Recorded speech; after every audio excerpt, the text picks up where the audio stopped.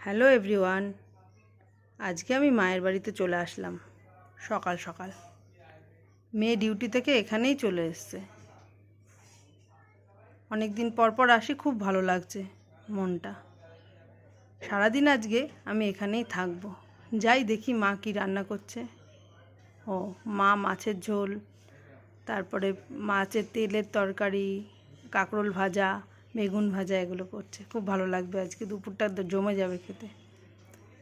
দেখি মেয়ে কি খাচ্ছে। মেয়েকে খেতে দেওয়া হয়েছে, তো রুটি আর চিকেন খাচ্ছে। চিকেনটা আমি রান্না করে নিয়ে এসেছিলাম, আর মা রুটি বানিয়েছে। ও আবার খেয়েই ঘুমিয়ে পড়বে। আর আজকে সারাদিন এখানে যেহেতু থাকবো, সারাদিনে কি কি করছি না করছি সবই ভিডিও তুলে আপনাদের বড় ব্লগে শেয়ার করব। আপনারা অবশ্যই বড় ব্লগটা দেখবেন, তাহলে সবটা দেখতে পাবেন।